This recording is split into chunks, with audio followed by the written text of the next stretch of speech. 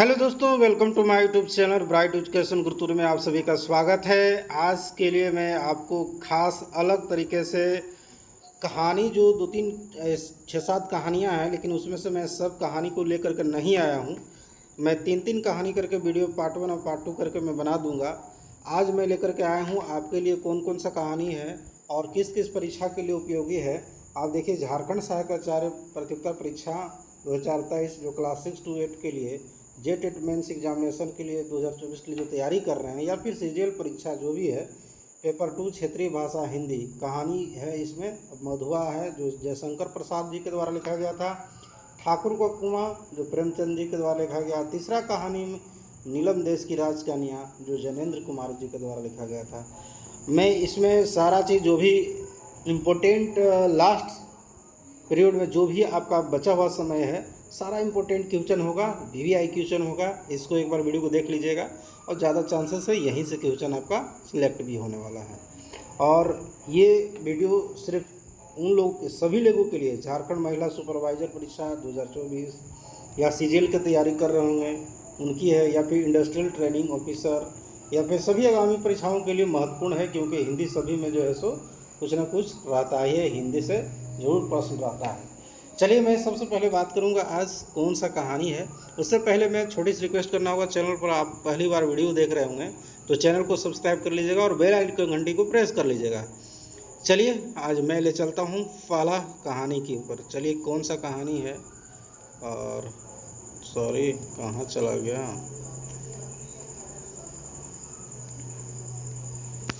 चलिए, ये है हमारे कहानी का कुछ पार्ट्स है, वो सारा चीज़ मैं लेकर के आया हूँ। थोड़ा सा एमसीक्यू टाइप देखने से पहले मैं चलिए डायरेक्ट एमसीक्यू टाइप क्वेश्चन कराऊंगा, इसलिए कि इसमें जो है बहुत सारी चीज़ें हैं लिखा है, उतना नहीं देखना है। और यह फर्स्ट क्वेश्चन कौन सा है तो मैं पूरा जूम कर दे रहा हूँ ताकि आपको अच्छा से विजिबल हो। तो सबसे पहला क्वेश्चन आपके लिए देखिए। सबसे पहला क्वेश्चन क्या है, शराबी ने शराब को कितने दिनों से नहीं पिया था। तो शराबी है इसमें जो कि 7 दिनों से उस बिल्कुल जो है सो शराब नहीं पिया था। ठीक है, इसको याद रख लेना है, कितने दिनों से नहीं पिया था तो 7 दिनों से नहीं पिया था। तुम झूठे हो, अभी तो तुम्हारे कपड़ों से महक आ रही है, ये किसका कथन है। तो ठाकुर सरदार सिंह जी जो इस बात को कहे थे, इस बात को याद रख लेना है। ठाकुर सरदार सिंह, जैसे ही ये शराबी जाता है और वहाँ पर जाकर के सरदार सिंह के लिए, क्योंकि कहानी जो है सो सुनाता था, ठाकुर सरदार सिंह को अच्छा कहानी सुनाता था, और ठाकुर सरदार सिंह को बहुत ही पसंद था। मधुआ वहाँ पर मतलब एक नौकर की तरह काम करता था। कहानी आप पढ़े होंगे उम्मीद करता हूँ, लेकिन आज मैं इतना चर्चा नहीं करूँगा विशेष रूप से, क्योंकि 2-3 कहानी का एमसीक्यू टाइप क्वेश्चन कराना है तो समय ज़्यादा लग जाएगा। तो चलिए मैं बता दूंगा जो इम्पोर्टेंट क्वेश्चन है, ये सारा चीज़ आप कर लीजिएगा अंतिम समय में। चलिए देखता हूँ आगे क्या है। फिर लिखा हुआ है, मौज बहार की ये घड़ी लंबे दुख पूर्ण जीवन से अच्छी है, ये किसका कथन था। तो शराबी बोल लेता इस बात को, क्योंकि बहुत दिनों से जो है सो उसको शराबी नहीं मिल रहा था, शराब नहीं पिया था मतलब, तो इसीलिए जो है सो कह रहा था इस बात को कि मौज बहार की ये घड़ी एक लंबे दुख पूर्ण जीवन से अच्छी है। ठीक है, ये चीज़ को बोला था। अगला प्रश्न क्या है, जो ठाकुर सरदार सिंह ने शराबी को कितने रुपए दिए थे। तो मात्र 1 रुपये दिए थे। आपका ये का ऑप्शन यानी फर्स्ट ऑप्शन सही होगा। अगला प्रश्न क्या है, ठाकुर के जो जमादार का क्या नाम था। जो जमादार था, जो एक तरह से नौकर की काम करता था, तो वो कौन था। एक लल्लू था, जमादार था, वो साथे रहता था, वो कौन था तो उसका नाम था लल्लू, याद रख लीजिएगा। वीवीआई क्वेश्चन है। नेक्स्ट क्वेश्चन क्या है,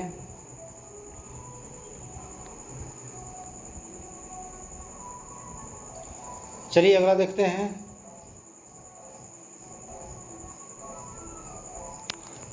यहाँ पर देखिए, मधुआ जो सो रहा है किसका कथन है। नहीं, जो सो नहीं रहा जा सो रहा है। देखिए, मधुआ जा सो रहो, ये किसका कथन है। मधुआ चूँकि एक छोटा बालक है, और ये एक्चुअली किसके द्वारा लिखा है, ये जो है ये ठाकुर को कुआं है, और ये किसके द्वारा लिखा, सॉरी मधुआ चैप्टर का नाम है, ये जयशंकर प्रसाद जी के द्वारा लिखा गया एक बहुत ही रोचक कहानी है।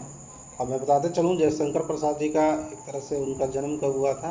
1889 में हुआ था, याद रख लेना है, 31 जुलाई को। चलिए आगे मैं बढ़ता हूँ। देखिए, मधुआ जा सो रहो, ये किसका कथन था? इस बात को किसने कहा था? मैं बताते चलूँ, ये बात जो है सो लल्लू जो था, जमींदार ठाकुर सरदार सिंह का वही लल्लू इस बात को बोल लेता। चलिए अगला क्या है? वे अब भागता है कि नहीं, क्यों मार खाने पर तुला है, किसने कहा था? तो ये भी बात लल्लू ही कहा था, इस बात को याद रखिएगा। अगला प्रश्न क्या है? कुंवर साहब का ओवरकोट लिए खेल में दिन भर कौन साथ रहा था? तो यही मधुआ खड़ा रहा था दिन भर, पूरा खेल के मैदान में जो है कुंवर साहब ओवरकोट लिए खेल, है ना, खेल में दिन भर कौन था? तो ये मधुआ लेकर के खड़ा था। अगला प्रश्न क्या है? शराबी को फटे कंबल के नीचे क्या मिला था? पराठे का टुकड़ा मिला था, याद रख लीजिएगा, पराठे का टुकड़ा मिला था, रोटी का टुकड़ा नहीं मिला था। नेक्स्ट क्वेश्चन क्या है? मुझे रोने से बड़ा बैर है रे, ये किसका कथन है?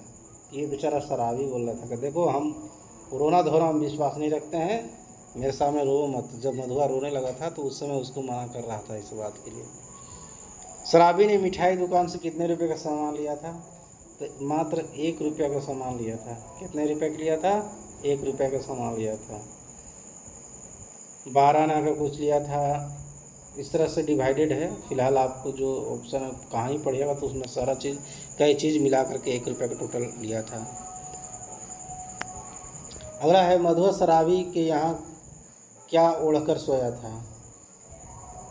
तो ये जो बहुत सारे लोग फटी कमल कहते हैं, लेकिन ये गलत है।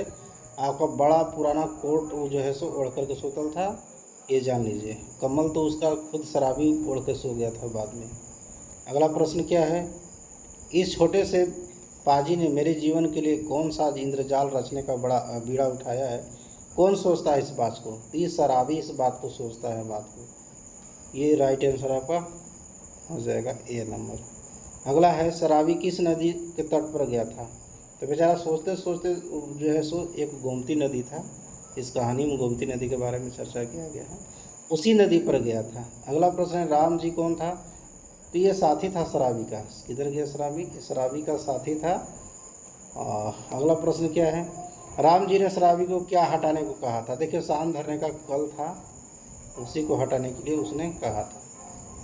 अगला प्रश्न है, राम जी कितने रुपए दिया करते थे, यानी किराया देते थे? तो 2 रुपये दिया करते थे। किधर है 2 रुपया? आपका बी ऑप्शन सही होगा। अगला प्रश्न क्या है? बहुत दिनों के बाद शराबी ने क्या ढोया था? तो सांड ढोया था। इस बात को क्लियर आप याद रख लीजिएगा। चलिए अगला प्रश्न क्या है, मैं देख लेता हूँ।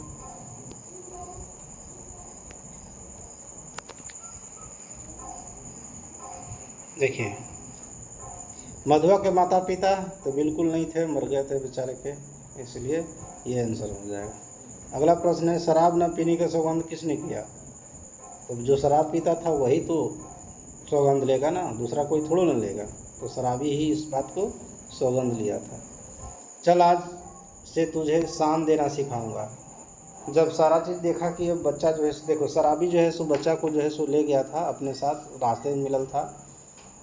लल्लू उसको डांट फटकार रहा था तो शराबी अपने साथ ले गया था। वो अपने एक अंधेरे कमरा में रहता था बेचारा, ओदा दम कमरा था, वहीं पर ले गया था और भूखे था बेचारा।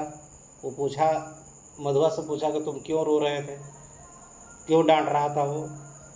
तो इस बात के लिए जो है सो कह रहा था कि मैं खाना नहीं खाया हूँ, दिन भर उनके साथ रहा, मुझे खाना नहीं मिल रहा था, इसलिए मैं खाना मांग रहा था, इसलिए मुझे डांट रहे थे। वो मारे भी थे, वो ठाकुर जी जो थे उनको मारे भी थे मधुआ को। और उधर से सर उसके साथ जिम्मेदार जो रहता था नौकर उसका लल्लू, वो भी जो है सो उसको डांट फटकार रहा था, बोल रहा था कि मारे ही तो हैं, गोली तो नहीं मार दिए ना, केवल हाथ से ही तो मारे हैं। चलिए, इस तरह की कहानी था। आज मैं आगे फिर ले चलता हूँ। चलिए अगला क्वेश्चन में देख लेता हूँ क्या है। इनमें से कौन सी कृति उपन्यास है? तो ये इरावती है, याद रख लीजिएगा। कहीं भी रह सकता हूँ पर उस ठाकुर की नौकरी ना करूँगा। तो देखिए अंसा के बेचारा मधुबा कह लेता कि भाई देखो शराबी के साथ तो पूरा रहने के लिए तैयार होगा कि तुम जहाँ हमको रखोगे, पेंट तर रखोगे तो पेंट तर रहेंगे, चाहे जिस स्थिति में रखोगे हम तुम्हारे साथ रहेंगे। लेकिन ठाकुर की हम बिल्कुल जो है सो नौकरी नहीं करेंगे। चलिए अगला प्रश्न है 24। प्रसाद जी का परिवार किस प्रसिद्ध परिवार का था? तो देखिए ये आपका आंसर होगा साधनी साहू परिवार से थे। अगला प्रश्न क्या है? मधुआ कहानी के लेखक तो जयशंकर प्रसाद जी, मैंने पहले ही कह दिया हूँ। और इनका जन्म कब हुआ है? याद रखिएगा 1889 में इनका जन्म हुआ था। 31 जुलाई याद रखिएगा पूरा डेट।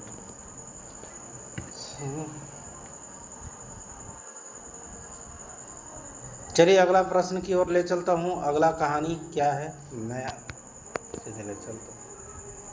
ये कहानी आपका ठाकुर का कुआं है जो प्रेमचंद जी के द्वारा लिखा गया है और उनसे रिलेटेड है। मानसरोवर भाग 1 से लिया गया है और प्रेमचंद जी के द्वारा लिखा गया है। और उनका जन्म कब हुआ है सारा चीज़ मैं बताऊंगा।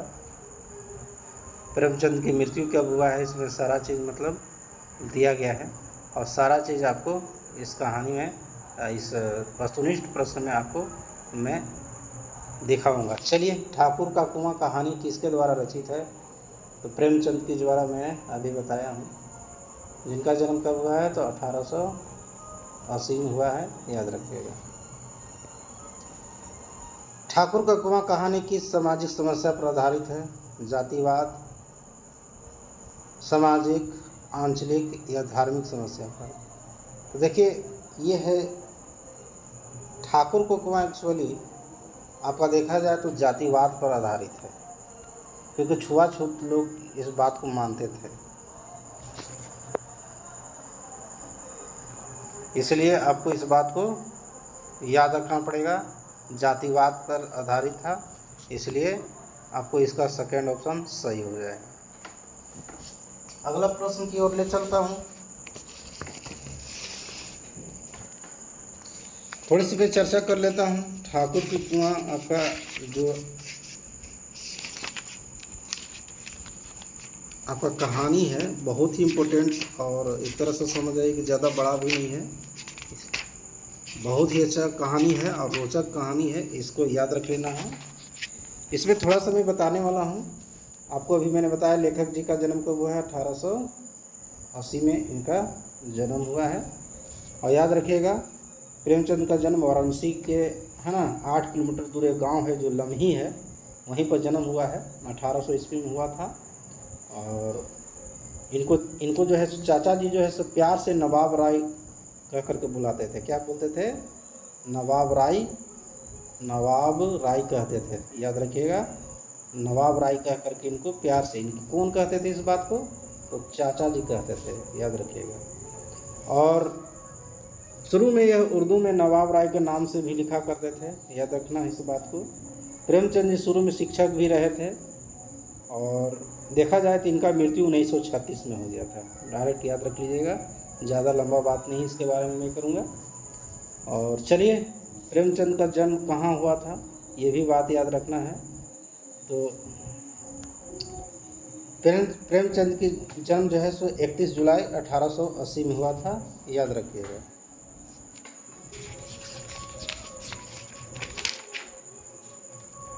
चलिए आगे मैं ले चलता हूँ।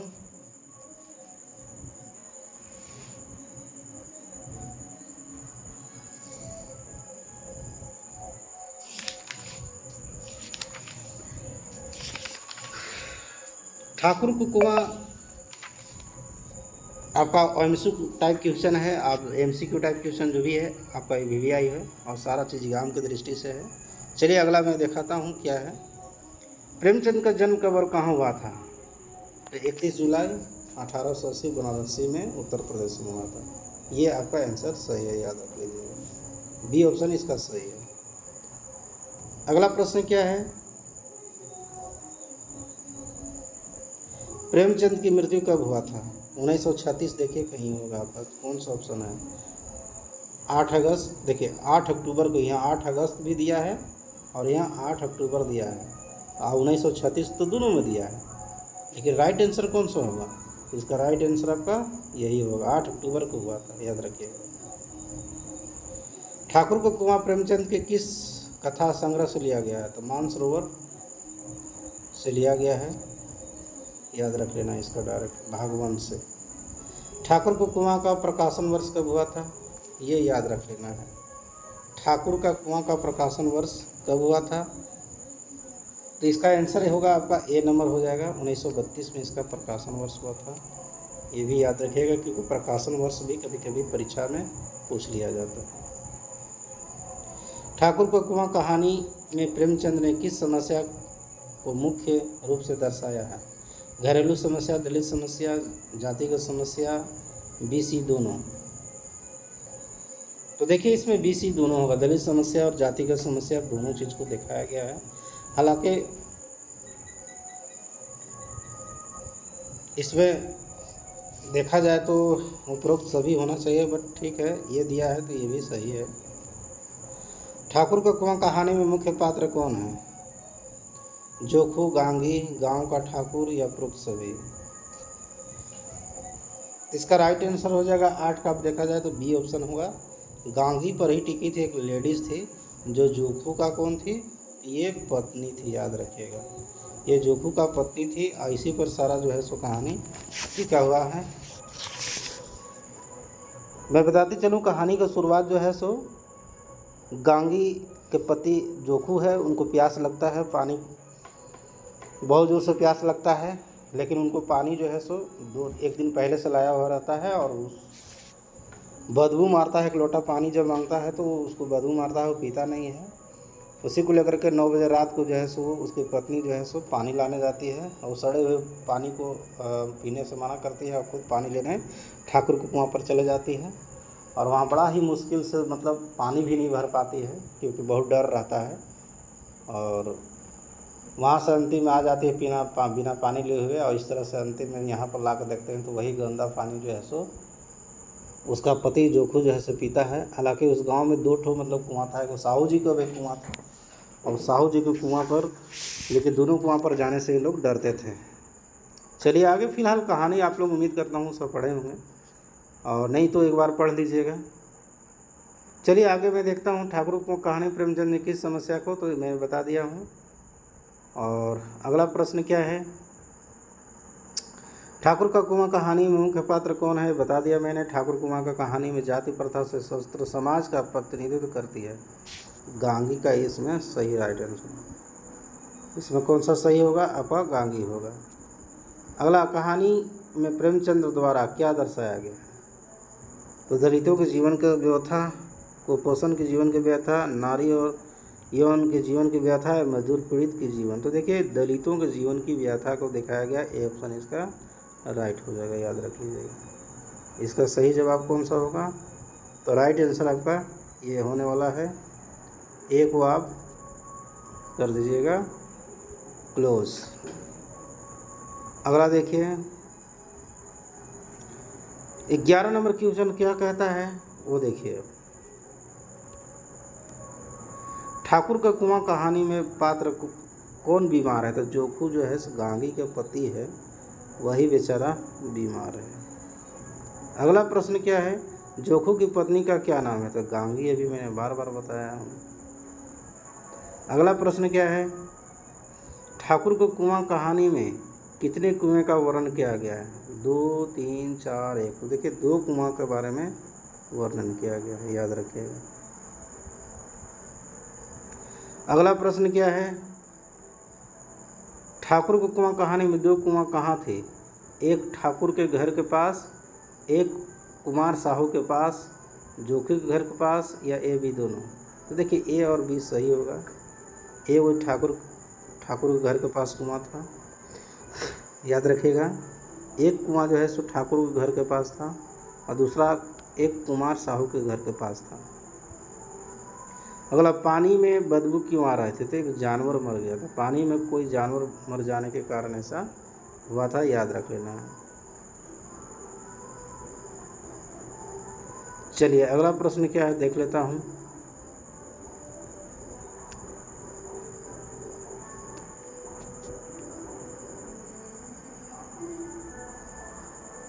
जोखू को गंदी पानी पीने से कौन रोकता था? उसका पत्नी।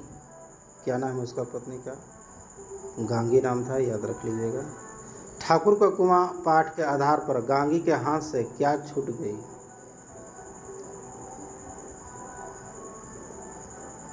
तो देखिए, दवाई नहीं होगा, पानी का गिलास नहीं होगा, बाल्टी। ठाकुर का कुआं पाठ के आधार पर गांगी के हाथ से क्या छूट गई? तो बाल्टी या घड़ा, ये इसका राइट आंसर होगा। क्योंकि पानी भरने गई थी तो अचानक ठाकुर साहब निकल गए थे और उसको डर से रस्सी पकड़ी थी, उसको डायरेक्ट छोड़ दी गई थी। चलिए अगला प्रश्न, ठाकुर पाठ में लेखक के अनुसार ठाकुर के दरवाजे पर कितने? तो 10-5 लोग थे, याद रख लीजिएगा ये। अगला, ठाकुर का कुआं पाठ के आधार पर दबे पांव ठाकुर के कुएं पर कौन चढ़ी? तो वही गांगी गई थी 9 बजे रात को पानी लेने के लिए। इसका राइट आंसर हो जाएगा सी ऑप्शन हो जाएगा। अगला प्रश्न देखिए, ठाकुर का कुआं पाठ में कुप्पी की धुंधली रोशनी किस पर आ रही थी? तो कुआं में जा रहा था, याद रखिएगा, कहीं कुआं होगा। चलिए सी ऑप्शन सही है। अगला प्रश्न क्या है, ठाकुर का कुआं पाठ के आधार पर बताइए कि किसका विद्रोही मन रिवाजी पाबंदियों और मजबूरियों पर चोट रखने की लगे? तो गांगी इस बात को ऐसा सोचती थी कि किस बात के लिए हम लोग अमीर हैं, चोरी करते हैं। गड़रिया का भेड़ी मार के खा गए थे ठाकुर जी। चलिए अगला प्रश्न क्या है, किसने गड़रिया की भेड़ चुरा कर बाद में मार कर खा लिया था? तो ठाकुर ने। अभी तुरंत हमने कहा, प्रश्न आ भी गया था। अगला प्रश्न है आपका, गांगी का चारित्रिक विशेषताओं में समाहित है साहस, विद्रोह की भावना, त्याग की भावना, उपरोक्त सभी। उसके अंदर में देखिए साहस भी था, विद्रोह भी था, त्याग की भावना तो खैर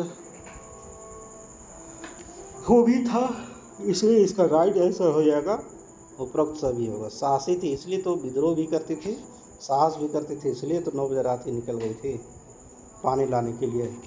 अगला प्रश्न, ठाकुर का कुआं कहानी के मुख्य स्त्री पात्र? अरे भैया तो गांगी ही है, गांगी के बारे में बात कर रहा हूँ। अगला प्रश्न क्या है, ठाकुर का कुआं के संबंध में सत्य है, इस कहानी के पात्र वर्ग का प्रतिनिधित्व करते हैं। इस कहानी के पात्र वर्ग का प्रतिनिधित्व करते हैं। इस कहानी में ग्रामीण परिवेश को दर्शाया गया है। सत्य मैंने ढूंढना है। यह कहानी दलित जीवन को आधार बनाकर रखी गई है। उपरोक्त सभी होगा, तो इसका राइट आंसर उपरोक्त सभी होगा 29। अगला प्रश्न देख लेते हैं, कौन अपने पति के हालात देखकर ठाकुर को कुआं से पानी लाने का साहस करती है? तो इसका राइट आंसर गांगी हो जाएगा, जो कि जोखू की पत्नी थी। अगला है, गांगी का चरित्र चित्रण बताइए। ठाकुर का कुआं का प्रमुख स्त्री पात्र है, इसका राइट आंसर यही है। या फिर देख लेते आगे, सही बात है, ये भी तो है ही है। अगला है, गांगी निम्न जाति की एक गरीब स्त्री है, भी सही है। गांगी जोखू की पत्नी है और वह साहसी है, बिल्कुल ये भी सही है, इसलिए इसका राइट आंसर उपरोक्त सभी हो जाएगा। अगला प्रश्न देख लेता हूँ, छल कपट है और ये ऊंचे लोग अपने जाल फरेब में काम चला लेते हैं, कौन कहा था? तो इस बात को किसने कहा था? गांव का मुखिया, गांव का सरपंच, जोखू। तो उम्मीद रखिएगा इसका राइट आंसर आपका सी है, गांव का ठाकुर ही इस बात को बोल लेता है।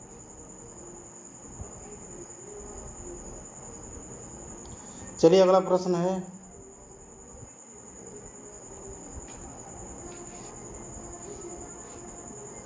अब यहाँ आ जाइए। 32 प्रश्न आपका हो गया क्लियर।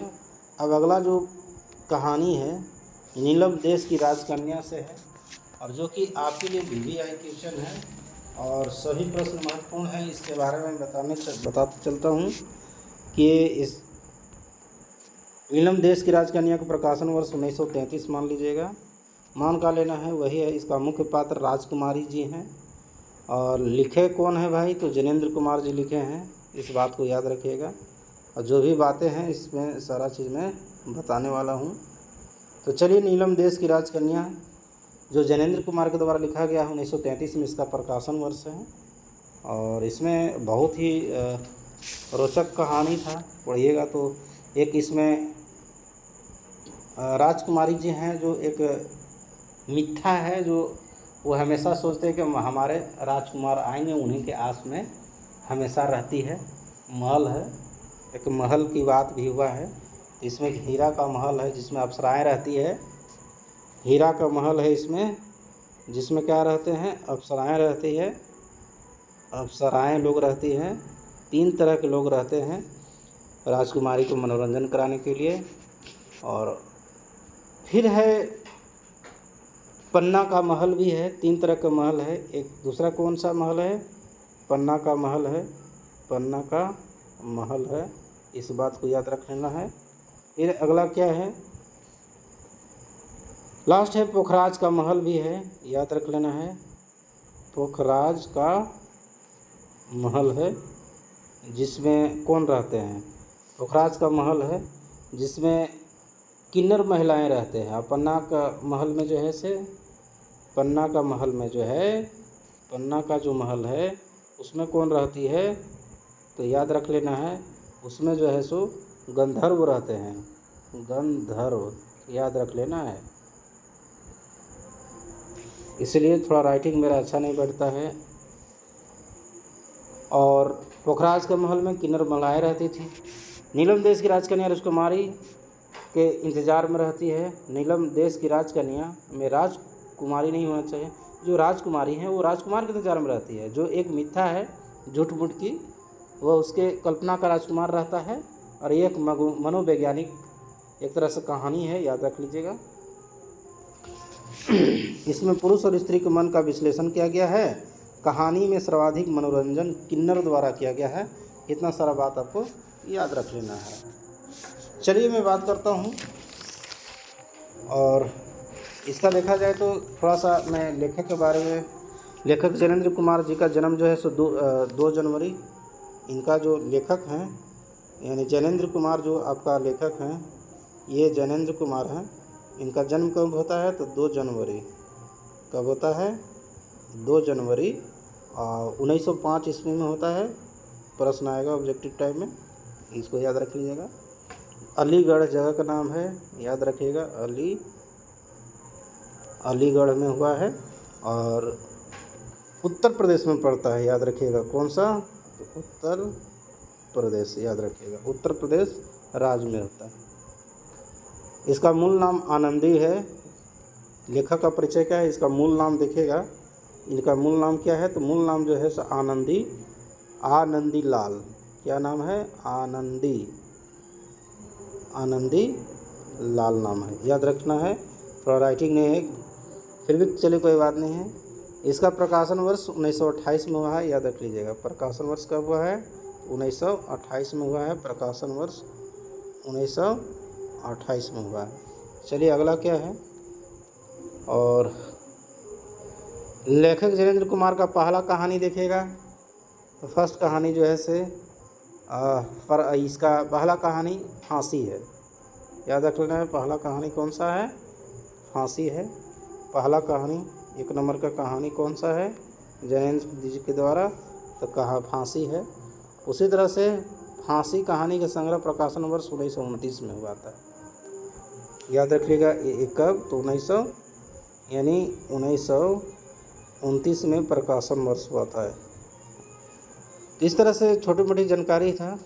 और देखा जाए तो लेखक जैनेंद्र कुमार का निधन कब हुआ था, थोड़ा सा ये भी जान लेना है। तो 14 दिसंबर को हुआ था। 14 दिसंबर 1988 में हो गया था इनका निधन, याद रख लीजिएगा। 1988 में हुआ था, इस बात को याद रखिएगा। चलिए आगे क्या है, विशेष रूप से बहुत सारे तथ्य हैं लेकिन इतना नहीं हमको बताना है। अब चलते हैं वस्तुनिष्ठ प्रश्न की ओर।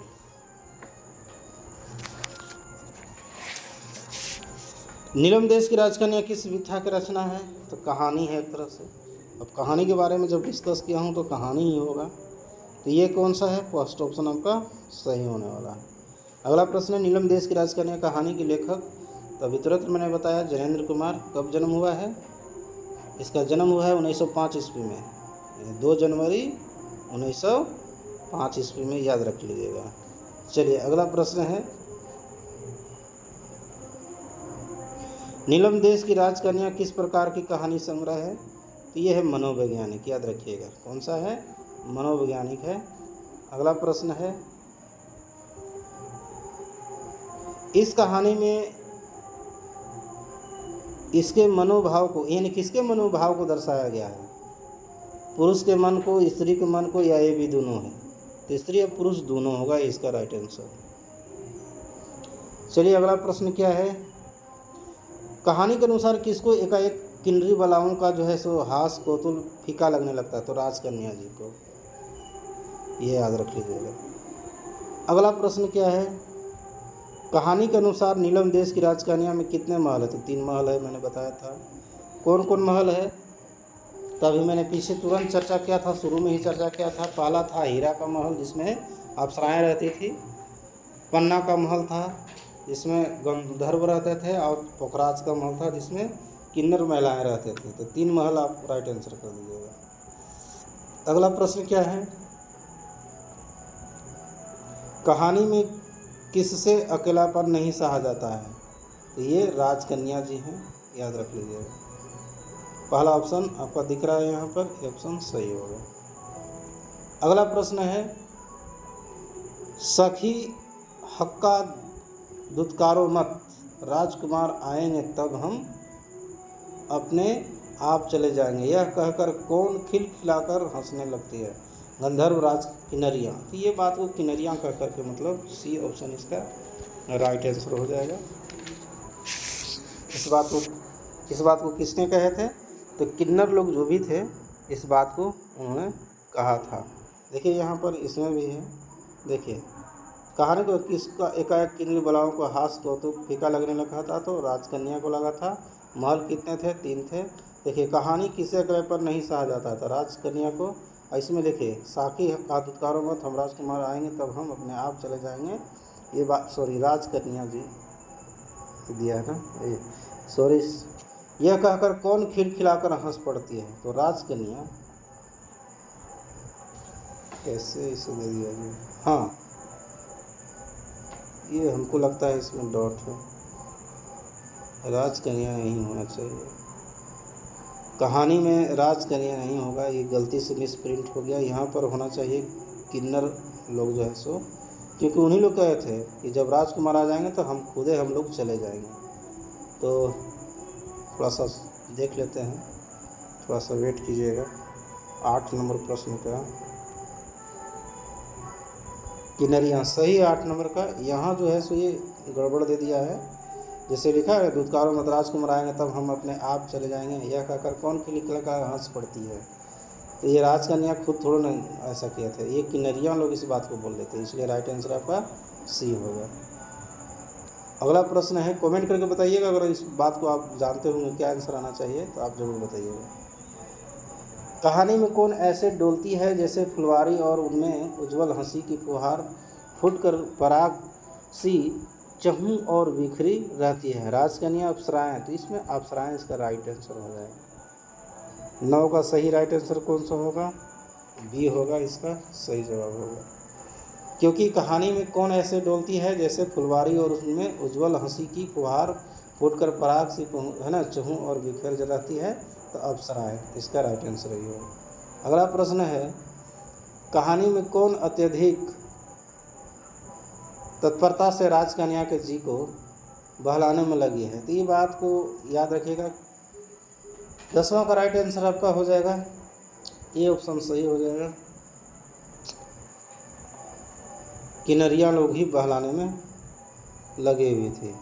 कहानी दुर्दत्त रूप से महल पर फन पटक पटक कर उपकार करने लगा था, तो समुद्र इसका राइट आंसर होगा। अगला प्रश्न है 12, किन्नरी बालाएं किसके लिए भांति भांति उपहार लाती है? तो राजकन्या के लिए लाती है। याद रख लीजिएगा, राजकन्या हो जाएगा, राइट आंसर। अगला प्रश्न है, कहानी में राजकन्या ने कितने राजकुमार को कैद में डाला था? एक ही वो राजकुमार को डाला है, 20 को थोड़े थे। अगला प्रश्न, नीलम देश की राजकन्या का प्रकाशन वर्ष 1932 अभी तो 1933 में, सॉरी जी 1933 में हुआ है, 32 नहीं 1933 में हुआ है। तो ये आपका 14-15 क्वेश्चन था, जो उम्मीद करता हूँ ये VVI जो भी क्वेश्चन था, चाहे तो थोड़ा बहुत इसमें भी आपको बता देना चाहता हूँ। देखिए, कहानी में दुरुत्तर रूप में महल पर फन पटक कर फूंक करने लगा था कौन? तो ये समुद्र था। कहानी में कौन अत्यधिक तत्परता से राजकन्या जी को बहलाने में लगे? किन्नरियाँ थे, है ना। कहानी में कौन ऐसे डोलती है जैसे फुलवारी में उसमें उज्ज्वल अप्सराएँ डोलती है? ये आपका गलत था, ठीक है, क्योंकि साकिब दुत्कार उम्मत ये बात को किन्नरियाँ ही बोल रही थी। इस तरह से कहानी का मतलब ये ऑब्जेक्टिव टाइप क्वेश्चन था और बहुत ही सिलेक्टिव चीज़ है और इससे बाहर उम्मीद है कि नहीं पूछेगा। चलिए अगला प्रश्न की ओर मैं चलता हूँ, अगला कहानी में एंट्री करता हूँ।